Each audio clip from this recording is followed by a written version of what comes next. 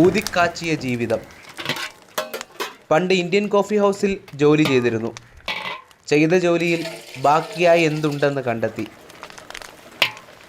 മധുര aluminium store കച്ചേരയിടയിൽ ഒരു അണ്ണാച്ചി ഉണ്ടായിരുന്നു.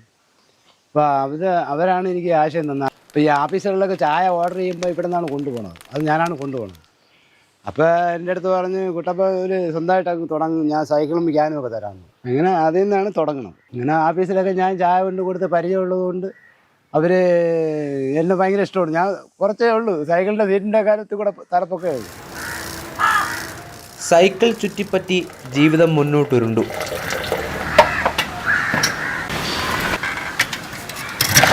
സൈക്കിള് കിട്ടിയപ്പോഴെന്ന് പറഞ്ഞാൽ ചവിട്ടി പരിചയമൊന്നുമില്ല, പിടിച്ചുരുട്ടിയുള്ള ചെറിയ പരിചയമേ ഉള്ളൂ.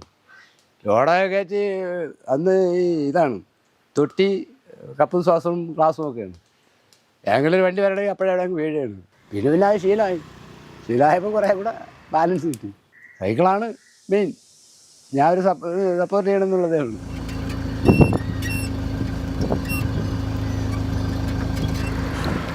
ദിവസം 1000 മുതൽ 1200 വരെ ചായ നൽകി ജീവിതത്തിന് അടിസ്ഥാനമൊരുക്കി. ആറ്റിങ്ങൽ കച്ചേരിനട സ്വദേശി ഭുവനേന്ദ്രൻ്റെ സൈക്കിൾ കടന്നു പോകുന്ന വഴിയിൽ സ്ഥിരമായി ചായ നുണയുന്നവരുണ്ട്. നമുക്ക് പാവം തോന്നും, ഇത്രയും നാളുകൊണ്ട് ഈ സൈക്കിൾ ചവിട്ടി ഇതിൽ ചായയും വെച്ച് കെട്ടി കൊണ്ടുപോയി ആൾക്കാരൊക്കെ കൊടുക്കുകയാണ്. കൊടുത്ത് അതിൽ കിട്ടുന്ന പൈസ കൊണ്ടാണ് ആള് ജീവിക്കുന്നത്, ഒരു കുടുംബമായിട്ട് ജീവിക്കുന്നത്. സൈക്കിളിലേ പോവുള്ളൂ, ആട്ടോയിൽ പോലും കയറൂല. സൈക്കിളാണ് ജീവിതം, മരണം വരെ അതിൽ തന്നെ പോവും. ജീവിക്കാനുള്ള സാധാരണക്കാരൻ്റെ പോരാട്ടത്തിൻ്റെ അടയാളമായി സൈക്കിൾ മാറി. ഈ വരുമാനത്തിൽ നിന്ന് ഞങ്ങൾ ഇതുവരെ ജീവിച്ചതും മക്കളെ പഠിപ്പിച്ചതും, മോനിപ്പോൾ ഈ അടുത്ത കാലത്ത് ഒരു ജോലി കിട്ടിയതും, മോന് വില്ലേജ് ഓഫീസിൽ ഇപ്പോൾ അത് അഭിമാനമാണ്. ചായ നൽകാനുള്ള ഓട്ടം ഇന്നും തുടരുന്നു.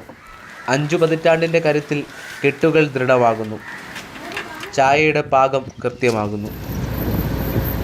സൈക്കിളിൽ ചായ കൊണ്ട് പോയി കഴിഞ്ഞാൽ ആരെങ്കിലുമൊക്കെ ഒരു ചായക്കൊക്കെ വിളിക്കും.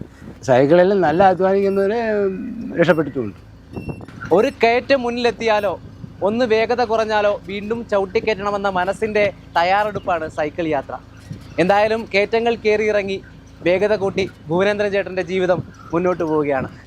പ്രേം ശശിക്കൊപ്പം രാഹുൽ ജി നാഥ്, മാതൃഭൂമി ന്യൂസ്, തിരുവനന്തപുരം.